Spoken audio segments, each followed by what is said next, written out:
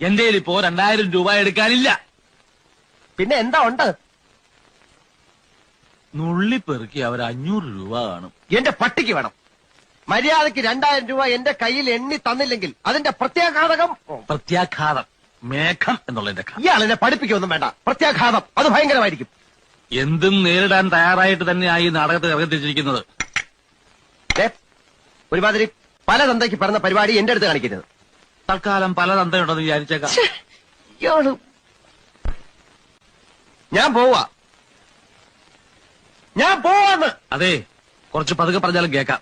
പിന്നെന്താ ഞെട്ടാത്തത്? സാധാരണ ഇത്ര നിസ്സാര കാര്യങ്ങൾക്ക് ഞാൻ ഞെട്ടാറില്ല. ഓഹോ, പിന്നെ ഞാനങ്ങനെ വെറുതെ പോകുന്നൊന്നും വിചാരിക്കണ്ട. ഈ വിവരം മുഴുവൻ ആ മൂപ്പിലാനെ കണ്ട് ധരിപ്പിച്ചിട്ടേ ഞാൻ പോവും. ഒരു ചാൻസ് കൂടെ തരാം.